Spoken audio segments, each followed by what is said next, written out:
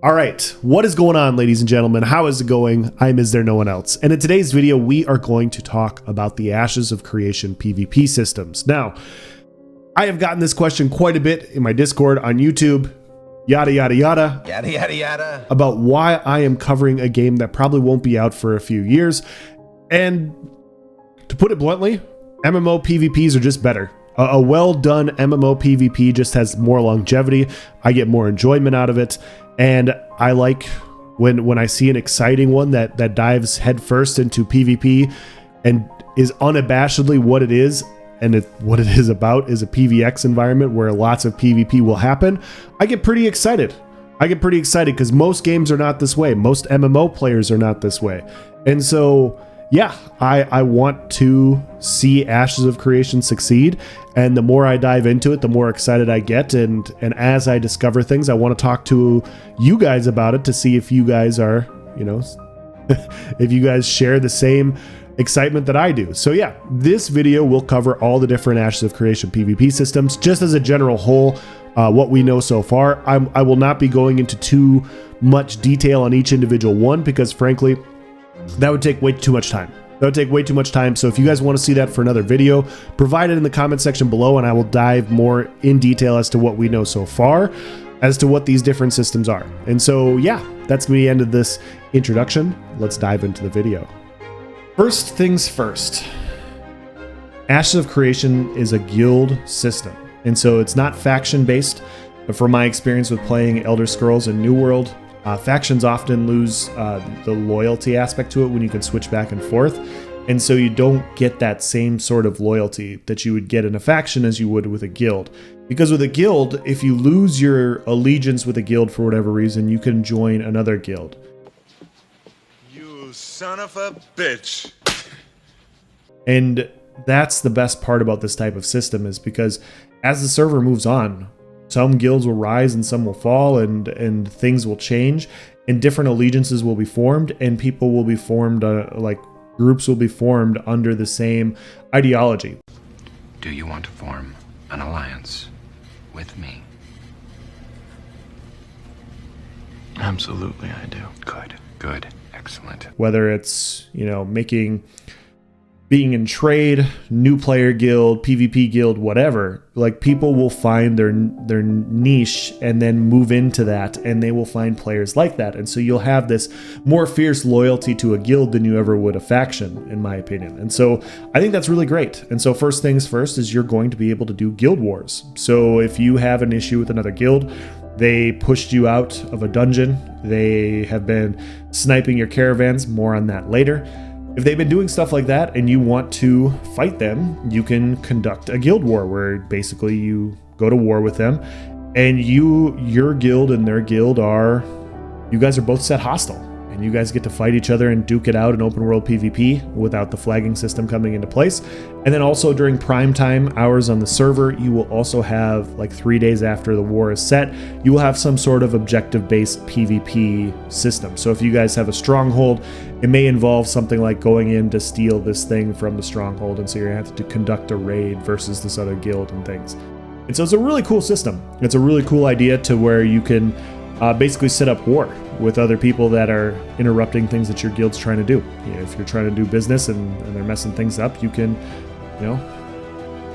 lay the smack down, as The Rock would say.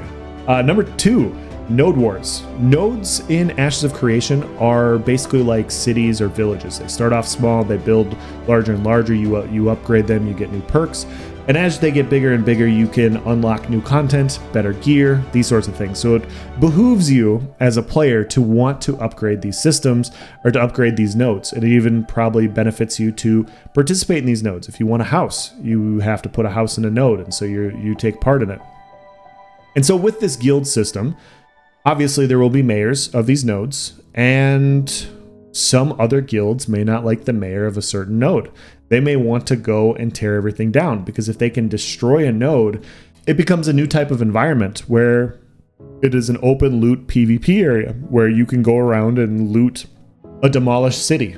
And so you'll have people vying to destroy these nodes, and then you'll have people vying to try and defend it because they put a house there and they put all their stuff in their house and they don't want to see their house destroyed.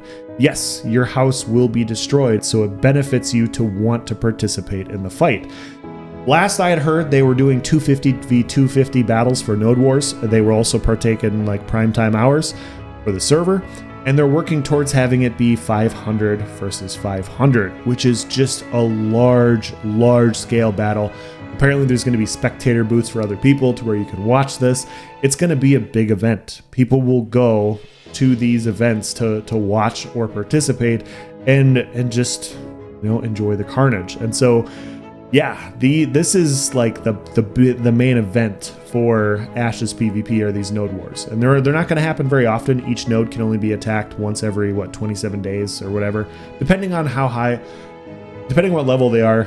After it happens, you have 21 days before the reset, and then you have 3 to 6 days or 7 days or whatever before the next one can happen once they declare war. So just under 30 days for each one. Outside of that, you have caravans. The way Ashes of Creation works is they have like I said before, they have a PvX environment. And a PvX environment means that you're fighting other players and you're also encountering other enemies. And so they want to make systems where instead of just sending resources to another node, they want you to have to put it in caravans and load it up and then have to travel it by foot to the other node. So let's say the other node is high on ore and they need stone and you have stone and you need ore. It's a perfect chance to trade to both grow your output or both grow your nodes.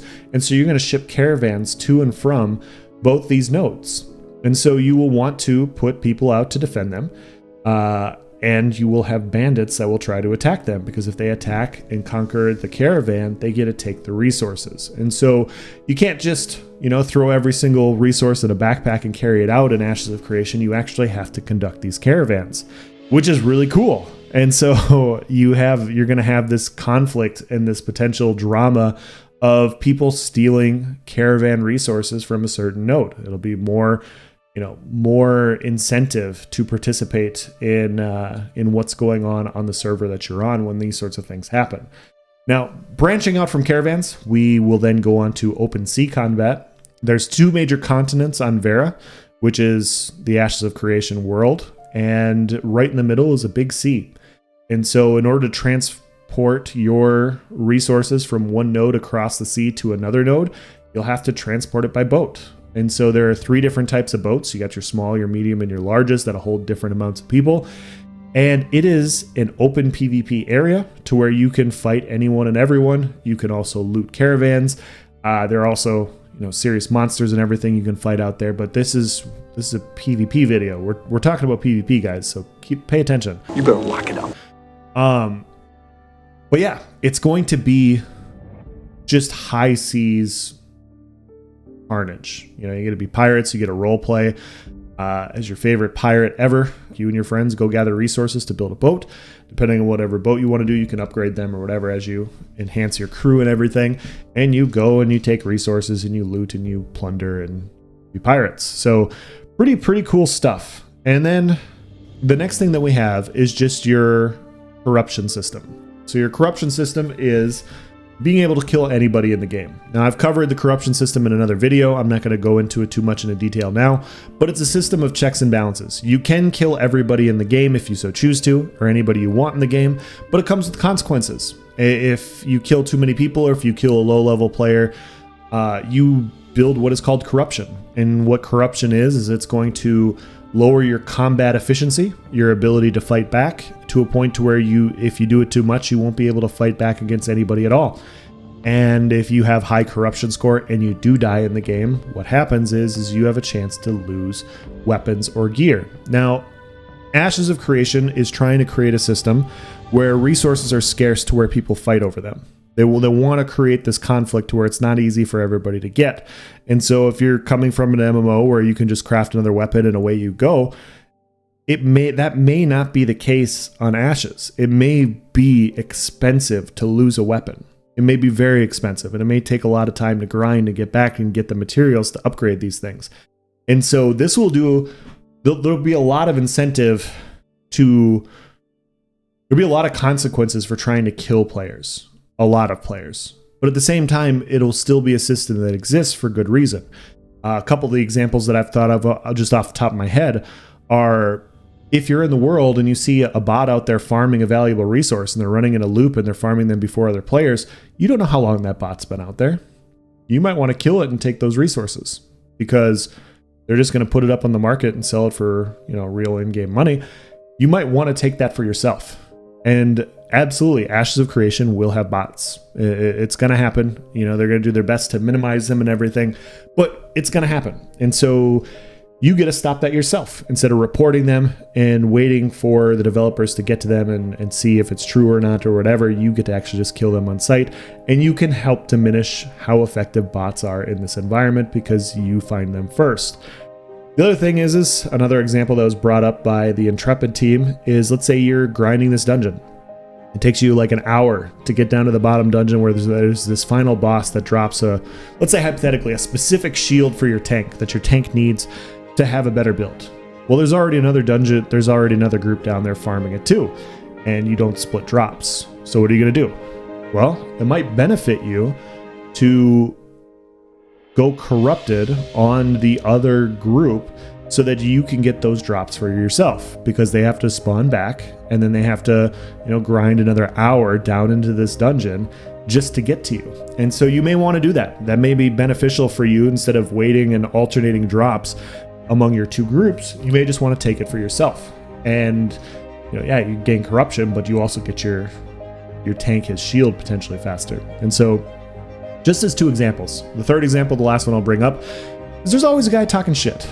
We all know this. Like there's people out there that just like to talk shit, and now you have a system to where when they fuck around enough, they get to find out. And so these sorts of things I think are really going to be good. From my experience in games like this, I've never really encountered a game with these types of consequences, so it's going to be interesting to see how it plays out. But depending on what the system is, this could be very, very good. And so it could be very good, it could be very bad. We'll have to see how it is. We'll have to see how well they go about balancing it. But these are all massive undertakings by the Ashes team. And like I said, if they only hit on one or two of these things and not all of them, this game will be played for years by people and it will be enjoyed. And so that's why you see all this hype around Ashes of Creation. You see, there are a lot of MMO PvP players that are just waiting on the sidelines, waiting to find the next fun MMO. And this might be it. This might be it. And that's why people are getting excited, because there's nothing better than optimism. Obviously, there's games out now, and people know what they are. They're already decided. But a new game that hasn't come out yet, it could be anything. What, are you crazy? We'll take the boat. No, not so fast, Lois. A boat's a boat, but the mystery box could be anything. It could even be a boat. You know how much we've wanted one of those. Then let's just... We'll take the box. So, yeah, that's my perspective on this, and I obviously want to hear your guys's. Please provide it in the section below, and I will do my best to answer it. Obviously, if you guys want me to go into details on all these systems, there's so much to cover. I don't want to make a 50-minute video unless you want me to. But yeah, I can cover those in other videos in the future. Just let me know. Thank you for watching, guys. Have a nice day.